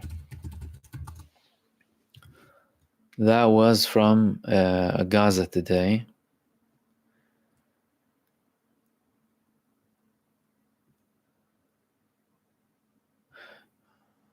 And they clearly haven't found the helicopter yet. The more they delay it, the less likely that the president, foreign minister will survive, by the way.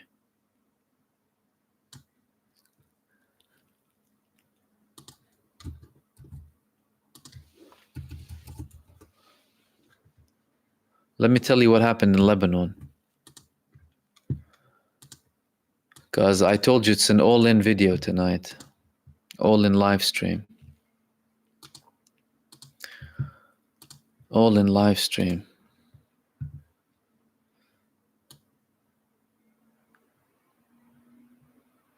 So,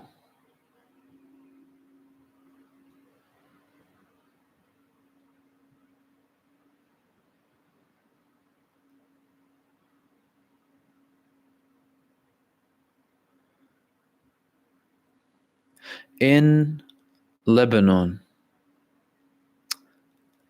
they attacked, okay, that's Hezbollah. They attacked the headquarters of an elite force from paratroopers in Metullah, killing and wounding some of the Israeli troops.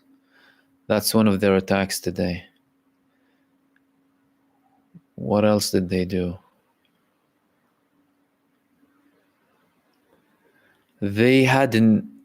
Israel reported that there was an infiltration of drones in the Upper Galilee. And they heard some explosions. And Israel also admitted there was an anti-tank missile launched from Lebanon towards Metullah, again causing severe damage.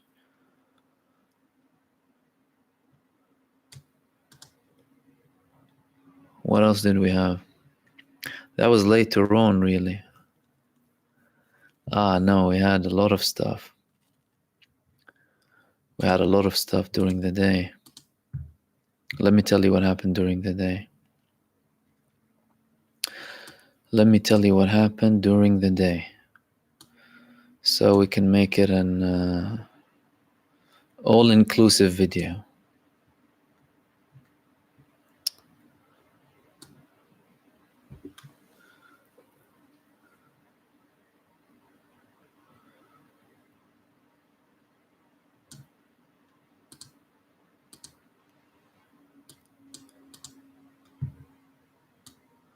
So from the morning, 7 a.m., targeting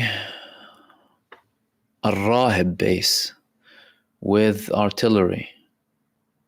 Then they attacked Al Malikiya. They took down a Hummer with the heat-guided missiles. And they took down everyone inside it as well. Ramia base. That's all in the morning. Ramtha base also attacked. Some of these places are surveillance bases. Some of them have Israel. So they sent a suicide drone on a soldier gathering in Ramim base as well. Another suicide drone on Al-Baghdadi. Missiles on Kafar Shuba. And then again they attacked Al-Baghdadi as well. That's in the eastern part of the Galilee. In the western part, that's only in the eastern part of the Galilee. On the western part of the Galilee, soldier gathering again, and missiles. Ra's al-Naqura, or Rosh Nikra in Hebrew. They targeted that as well. Liman Brigade attacked with artillery. Yarin, another attack. And 2 or 3 other attacks. Again, very intense in Lebanon today as well. That was both Lebanon and Gaza. While we're at it, let's see if we have any recent developments from Iran. And by the way, if any of you have any updates, feel free to send them as well.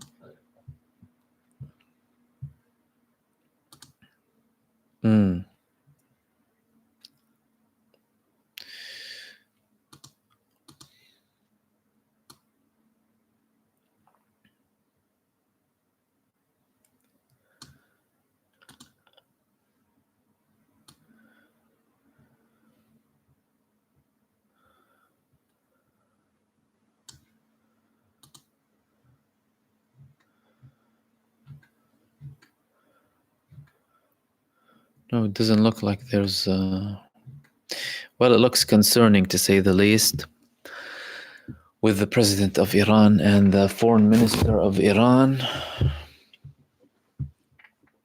Let me see if you have any other questions or comments before we wrap up. Talal, thank you so much, my brother. And Molly, thank you.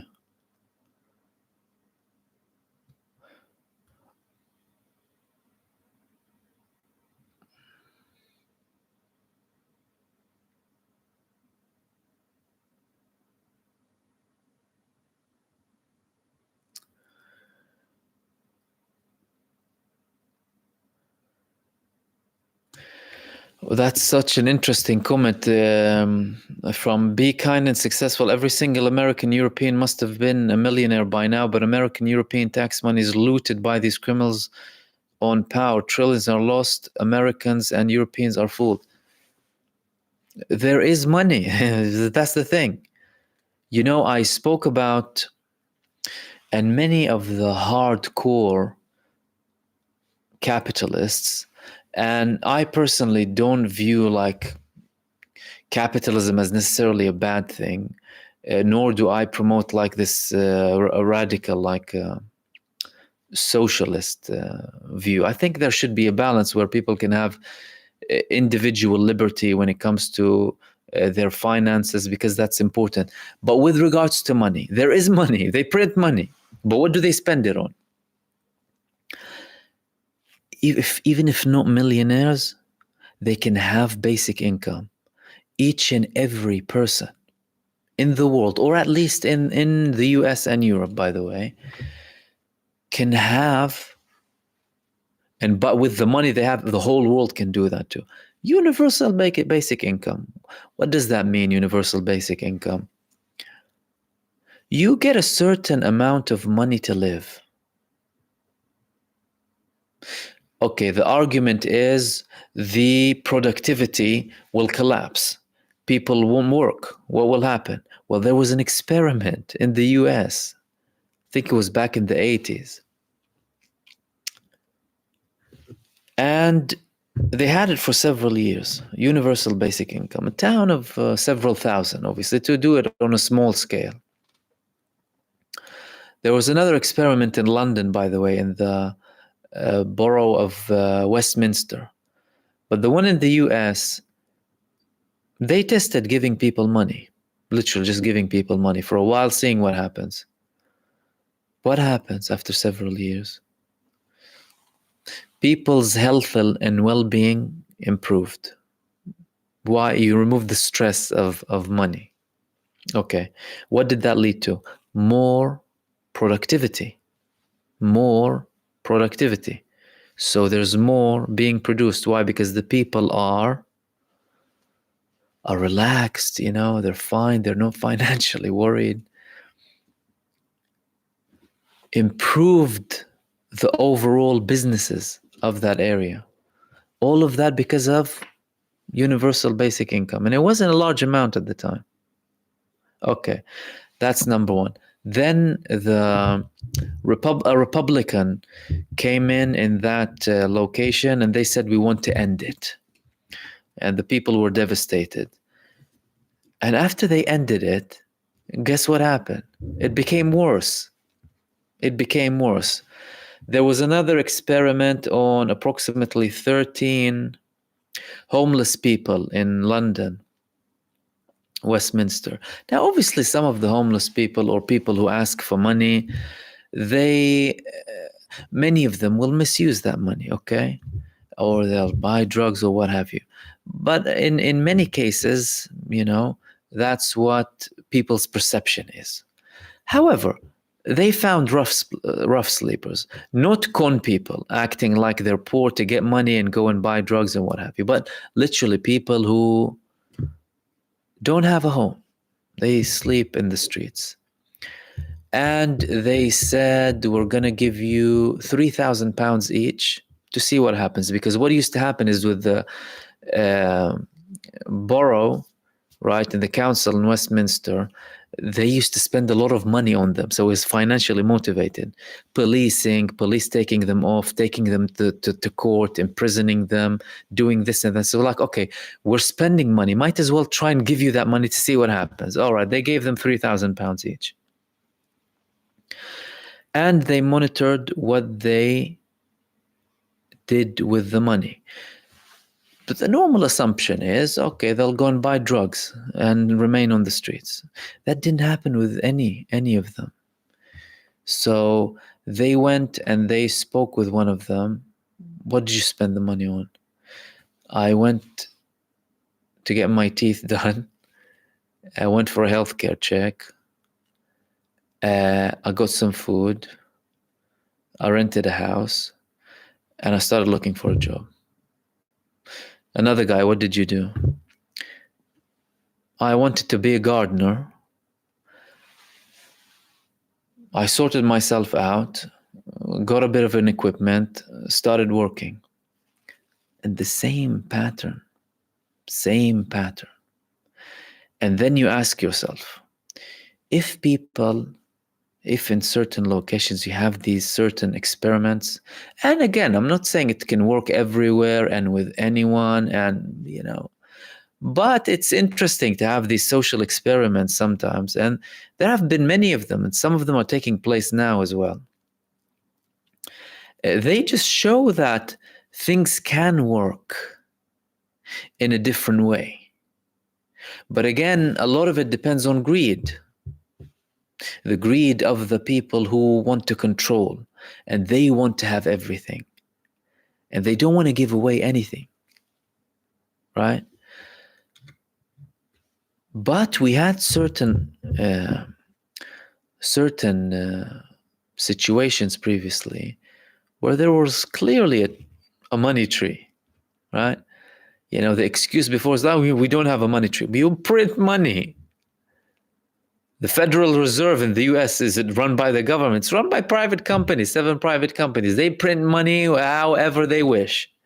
Can that money be distributed at least more equally and evenly? It can. Same here. Obviously, you had this whole COVID nonsense, but then again, they started giving these grants for people, right? For recovery and what have you. So there's clearly some money. So you can give money for people, but they don't want to do that. Because if you have a society of people who are not solely concerned about feeding themselves and paying mortgage or rent, making ends meet, paying off their debts, students, you reach 30 or in sometimes 6-figure debt. Your student loans, your house, you feel pressured to buy a house and not rent a house, and what have you. So you're handcuffed. Well, who's benefiting? The bigger people, not the bigger people, the greedy ones, the banks, the system, and you're also not thinking straight. You're not thinking that much. You're simply worried about making ends meet. How am I going to make my next 100 or 1,000 or 2 or 3 or 5 or 10, depending on how much you need to make, really. And running. So you don't really think that much. You'll buy whatever they sell you. Oh, this one is bad. Okay, fine, it's bad. Oh, these people are good. The people who are blue, not red. Yes, Vote blue. I'll vote blue. Next year comes, no, you know, this time red is nicer than blue. Okay, so we go red. Yes, okay, red people. I'm with the red people now. Why? Because, you know, the television tells me that the red is good. So that's unfortunately the case. Imdad is saying, Mahmoud brother, check out my update from Iran. What did you say, Imdad?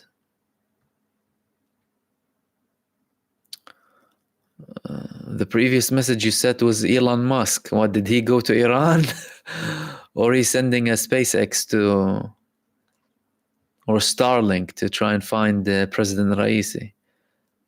If you wouldn't mind, send it again, please, because there's obviously a lot of message. I can miss it easily. That's from Imdad. And Bob, welcome to supporter.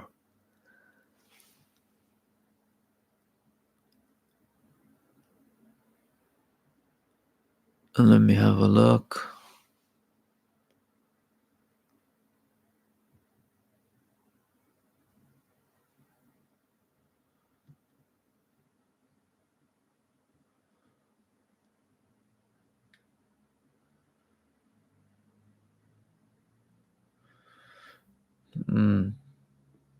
Yeah, I can't see that message, by the way. If you sent anything, if you wouldn't mind sending it again.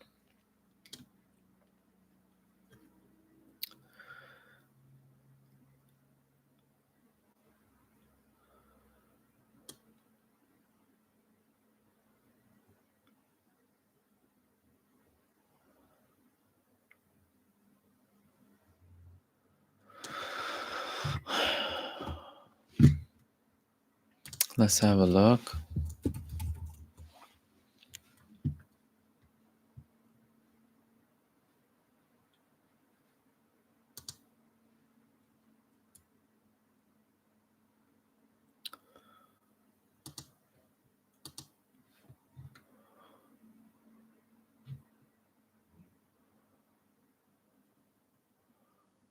No, it looks like there's still really no update. Okay, let's let me see. Yeah, let's wrap it up here then.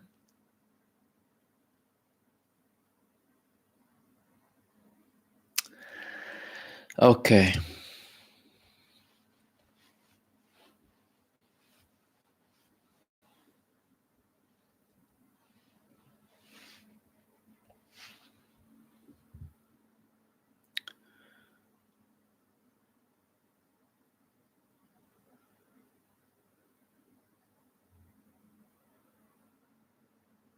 No, there is still no.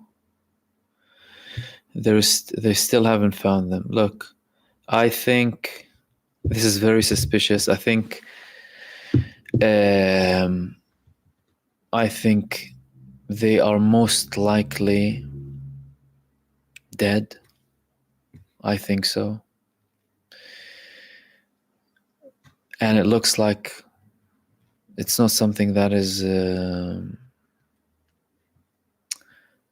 it's not like something that's totally, you know, natural. No, I think there's something there. There's still something there.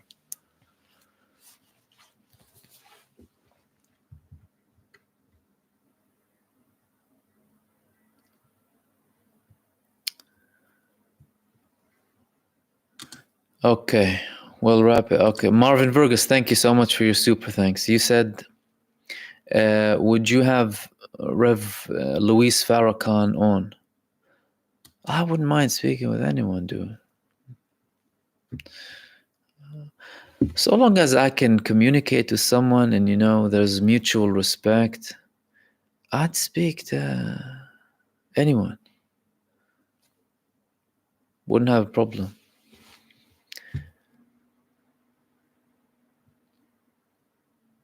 And fight back. Can people stop the genocide from the West?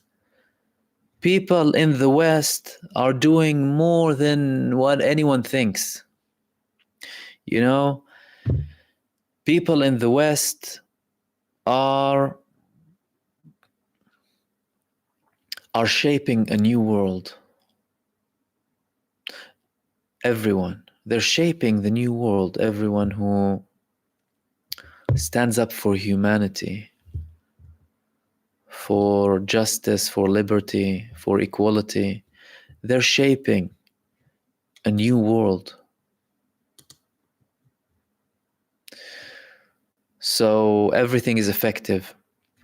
The viewing, posting, sharing, liking, all of these things are effective, let alone the protests and the encampment and the pressure and the activism. All of that is very, very important. And we will end it there. Again, thank you so much, all of you, everyone who participated, all of the members, subscribers, and the viewers, everyone who sent supers. Thank you so much. I really appreciate you. Francis, Illusions, John, Matlas, Jawad, William, Dennis, John, brother, thank you. You're so kind. Amin and Josie and Marvin. And we have a few more members and supporters. That's Bob, Brenton, and Vivette, Shantia, and Windy Melly. Welcome, and thank you so much for your support. And everyone else, thank you so much for your input. I'm sorry if I haven't reached, by the way, all of your comments, because usually, you know, they keep going up and down, and if they're not highlighted and we speak about certain things, so I apologize if I miss some of them, but rest assured I appreciate all of your input, and obviously I'm here regularly, so I'll catch you at some point. And I didn't have another video again, so this wasn't like an all-out tonight. I hope it was sufficient enough. We spoke about lots of things, and I will hopefully be with you very soon, hopefully tomorrow.